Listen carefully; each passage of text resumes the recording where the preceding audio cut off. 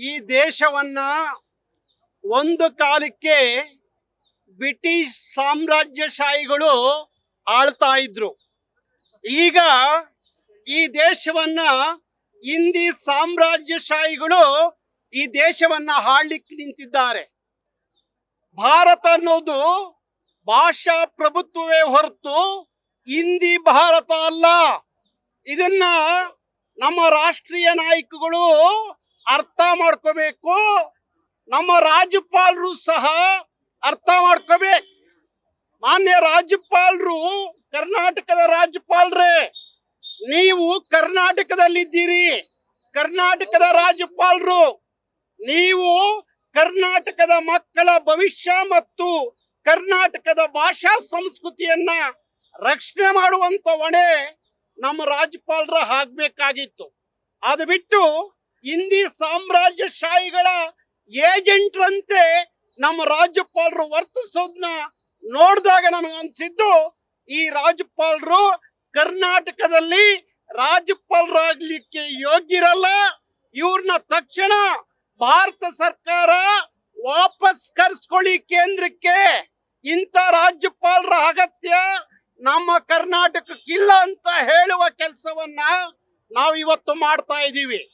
ರಾಜ್ಯಪಾಲರೇ, ನಿಮಗೆ ಹಿಂದಿಯ ಪ್ರೀತಿ ಇದ್ರೆ, ಕಾಳಜಿ ಇದ್ರೆ, ನಿಮ್ಮ ಉತ್ತರ ಭಾರತದ ರಾಜ್ಯಗಳಲ್ಲಿ ದ್ವಿಭಾಷಾ ನೀತಿ ಇದೆಯಲ್ಲ, ಅಲ್ಲಿ ಒಂದು ಕನ್ನಡ ಭಾಷೆಯನ್ನ ಕಲಿಸ್ಲಿಕ್ಕೆ ಅವರಿಗೆ ಪತ್ರ ಬರೀರಿ. ನಿಮ್ಮ ಉತ್ತರ ಭಾರತದ ರಾಜ್ಯಗಳಿಗೆ ಪತ್ರ ಬರೀರಿ. ನಿಮ್ದೇ ಮಧ್ಯಪ್ರದೇಶದಿಂದ ಬಂದಿದ್ದೀರಿ ನೀವು. ಮಧ್ಯಪ್ರದೇಶದಲ್ಲೂ ಸಹ ದ್ವಿಭಾಷಾ ಸೂತ್ರ ಜಾರಿಗಿದೆ, ತ್ರಿಭಾಷಾ ಸೂತ್ರ ಜಾರಿಗಿಲ್ಲ. ಇಲ್ಲಿ ಯಾಕೆ ತ್ರಿಭಾಷಾ ಸೂತ್ರದ ಬಗ್ಗೆ ನೀವು ಸರ್ಕಾರಕ್ಕೆ ಪತ್ರ ಬರೀತೀರಿ? ನಿಮಗೆ ಯಾವ ಯೋಗ್ಯತೆ ಇದೆ ಪತ್ರ ಬರೆಯಕ್ಕೆ? ಕನ್ನಡದ ಮಕ್ಕಳ ಭವಿಷ್ಯದ ಬಗ್ಗೆ ಮಾತಾಡಬೇಕಾಗಿತ್ತು. ಪ್ರತಿ ವರ್ಷ ಒಂದು ಹಿಂದಿಯಿಂದ SLC ಯಲ್ಲಿ ಲಕ್ಷಾಂತರ ಮಕ್ಕಳು ಫೇಲ್ ಆಗುವಾಗ ಈ ರಾಜ್ಯಪಾಲರು ಏನ್ ಕಡ್ಲೆಕಾಯಿ ತಿಂತಾ ಇದ್ರ ಇವರು? ಅವತ್ ಯಾಕೆ ಕರ್ನಾಟಕದ ಮಕ್ಕಳ ಪರವಾಗಿ ರಾಜ್ಯಪಾಲರು ಧ್ವನಿ ಎತ್ತಲಿಲ್ಲ? 2024ರಲ್ಲಿ 90,000 ಕನ್ನಡದ ಮಕ್ಕಳು ಫೇಲ್ ಆಗ್ತಾರೆ.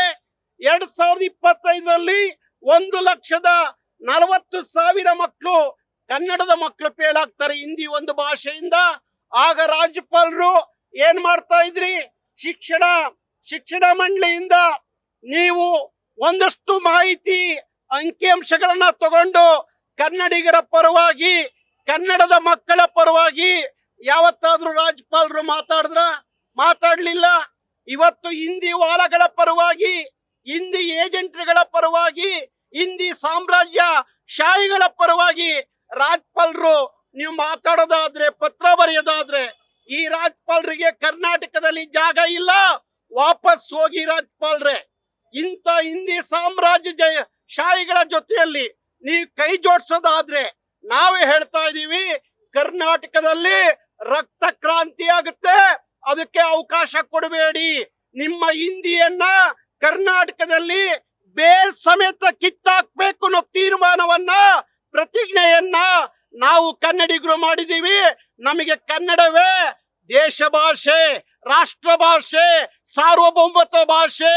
ಅದು ಬಿಟ್ರೆ ಹಿಂದಿ ನಮ್ಮ ರಾಷ್ಟ್ರ ಭಾಷೆಯಲ್ಲ. ಹಿಂದಿ ನಮ್ಮ ತ್ರಿಭಾಷಾ ಸೂತ್ರ ಭಾಷೆಯಾಗಿ ಒಪ್ಕೊಳ್ಳಿಕ್ಕೆ ನಾವು ತಯಾರಿಲ್ಲ.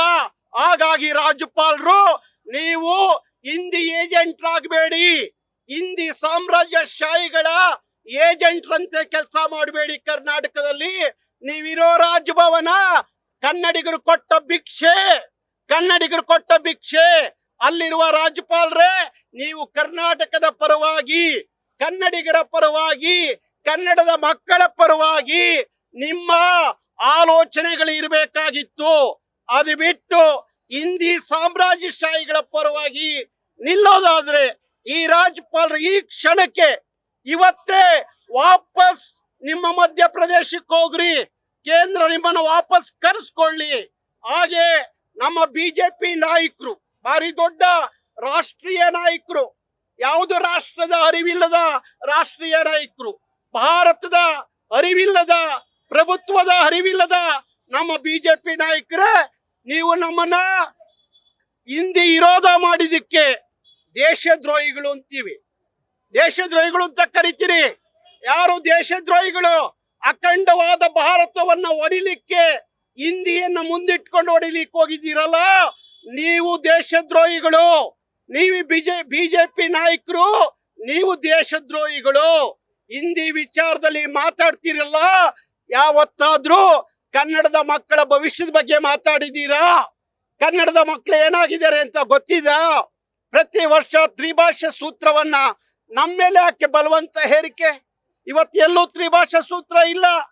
ಪಕ್ಕದ ತಮಿಳುನಾಡಲ್ಲಿ ದ್ವಿಭಾಷಾ ಸೂತ್ರ, ನಿಮ್ದೇ ಸರ್ಕಾರ ಮಹಾರಾಷ್ಟ್ರ ದ್ವಿಭಾಷಾ ಸೂತ್ರ, ಉತ್ತರ ಭಾರತದ ಅನೇಕ ರಾಜ್ಯಗಳಲ್ಲಿ ದ್ವಿಭಾಷಾ ಸೂತ್ರ.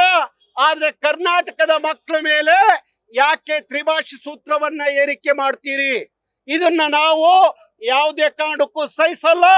ರಾಜ್ಯಪಾಲರೇ, ನೀವು ಹಿಂದಿ ಪರವಾಗಿ ನಿಲ್ಲೋದಾದ್ರೆ, ನಿಮ್ಮ ನಿಲುವು ಹಿಂದಿ ಅನ್ನೋದಾದ್ರೆ, ನೀವು ಒಂದು ಕ್ಷಣ ಕರ್ನಾಟಕದಲ್ಲಿ ಇರಬಾರ್ದು. ನೀವು ವಾಪಸ್ ಹೋಗೋವರೆಗೂ ನಮ್ಮ ಹೋರಾಟ ಮುಂದುವರಿಯುತ್ತೆ. ಯಾರೇ ಹಿಂದಿಯನ್ನ ಬಲವಂತವಾಗಿ ಕರ್ನಾಟಕದಲ್ಲಿ ಏರಿಕೆ ಮಾಡ್ಲಿಕ್ಕೆ ನಿಂತ್ರೆ ಅವತ್ತು ಕರ್ನಾಟಕ ರಕ್ತ ಕ್ರಾಂತಿಗೆ ಕರೆ ಕೊಡಬೇಕಾಗುತ್ತೆ. ಎಚ್ಚರಿಕೆ ರಾಜ್ಯಪಾಲರೇ, ಎಚ್ಚರಿಕೆಯ ರಾಷ್ಟ್ರೀಯ ನಾಯಕರಿಗೆ ನೇರವಾಗಿ ಹೇಳ್ತಾ ಇದ್ದೀನಿ, ಭಾರತ ಒಡಿಬೇಡಿ, ಹಿಂದಿಯನ್ನ ಮುಂದಿಟ್ಕೊಂಡು ಭಾರತದ ಐಕ್ಯತೆಯನ್ನ ಒಡಿಬೇಡಿ ಅಂತ ಹೇಳಿ ಸಾರಿ ಹೇಳ್ತೀವಿ. ಯಾವತ್ತು ನಾವು ಹಿಂದಿ ವಿಚಾರದಲ್ಲಿ ರಾಜಿ ಇಲ್ಲ. ಹಿಂದಿಯನ್ನ ಬೇರ್ ಸಮೇತ ಕರ್ನಾಟಕದಿಂದ ಕಿತ್ತೊಗೆಯುವ ಕೆಲಸವನ್ನ ಕರ್ನಾಟಕ ರಕ್ಷಣಾ ವೇದಿಕೆ ಮಾಡುತ್ತೆ. ನ್ಯೂಸ್ ಫಸ್ಟ್, ನಿರ್ಭೀತಿಯಿಂದ ನಿಮ್ಮ ಪರವಾಗಿ.